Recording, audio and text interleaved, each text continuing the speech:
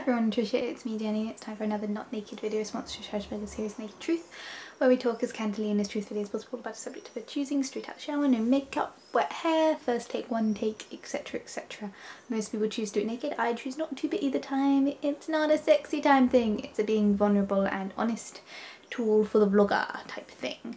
And today's subject is housemates. I'm going to have to try and keep it brief because I've got to save space on this camera because I'm away for a few days and there's lots of things I need to take photos of.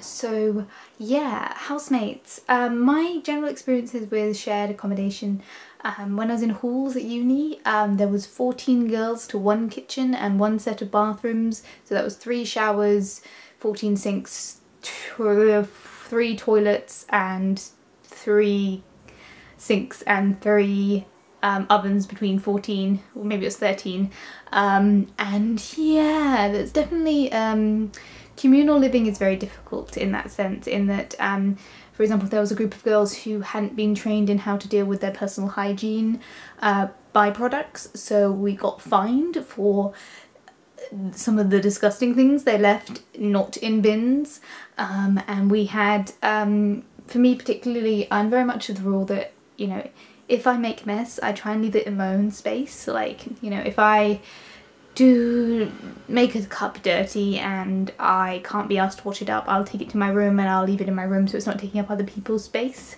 If I, you know, can't be asked to wash up a plate, I'm not going to put it, you know, in the sitting room and take up other people's space. I'm going to take it back to my room and lock it away so it's not in anyone else's space. And that was my go-to survival technique.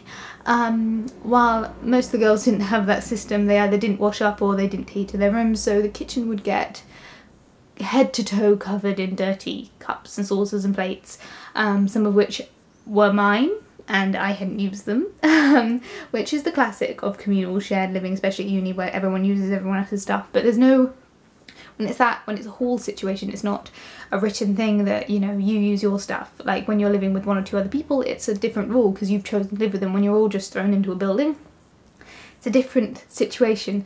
So you can't really dictate to people, oh, you should have washed up that plate, because, you know, it's not your place to do so. You're all equal in that situation. So occasionally I'd get home from like a stressful day and I'd spend like 1 to 3 hours just cleaning the kitchen. And like doing everyone's washing up and sorting it out all neatly so they could all find their stuff, and hiding my stuff back in the cupboard so no one would touch it.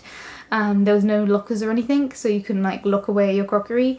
There was one point where a girl on my floor was drinking from what I knew was my grandma's mug, and like a week later I was like, have you seen my blue mug? It belonged to my grandma, it's got a chip in it but I love it so much. And then amazingly it turned back up into my cupboard. Yeah, so that was probably the worst thing about that, was the poor education of hygiene product maintenance, because not only was that disgusting, but it was also meant that everyone was fined on it for the floor because no one confessed to who was doing it. But it seemed like a couple of girls did it. It seemed like an entire communal thing where they just didn't know what to do with their byproducts, which was disgusting, to say the least. When it came to actually living with shared accommodation, I'd say I was probably the nightmare roommate. One of the girls I lived with was vegetarian. She was very specific about people not using things, but our rule in our house was we use our own things. We don't use anyone else's, which worked. It wasn't communal. It was, you know, we all have our own shelf in the fridge, we all have our own cupboard, and we all have our own shelf in the larder. So, you know, we looked after our own things pretty much, and we didn't really have too much intermixing, so that was good because she didn't like other people touching her stuff, but we didn't need to use her stuff because we all had our own stuff. So that worked out.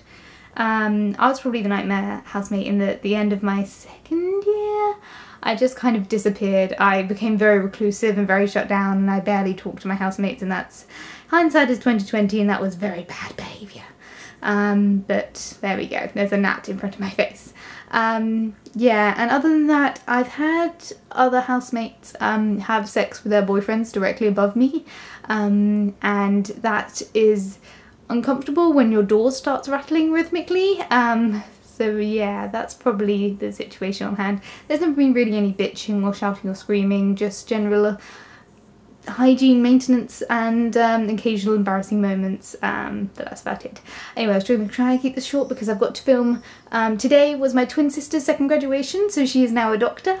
Oh my god, congratulations. Anyone who's watching, please congratulate my twin sister Ruth for graduating and becoming a doctor. She is going to start working in a hospital. Oh my god, it's so exciting. And tomorrow, which is the reason why I need to save footage on my camera, my elder sister Sarah is graduating with her chemistry degree for the second time, so she is now a doctor as well because she's got a PhD. So anyone who's watching, feel free to put in the comments congratulations to my elder sister Sarah, who is now also a doctor. I'm the only one in my generation of my family who's not a doctor, starting tomorrow. So there we go, got to save footage. Thank you all for watching, feel free to comment, and I'll see you guys all hopefully next week. Bye! Congratulations to my sisters. They're the best. I'm so proud. They're so proud. I'm so proud of them. Oh my god. I am a proud middle sister right now. I'm such a proud middle sister. Bye.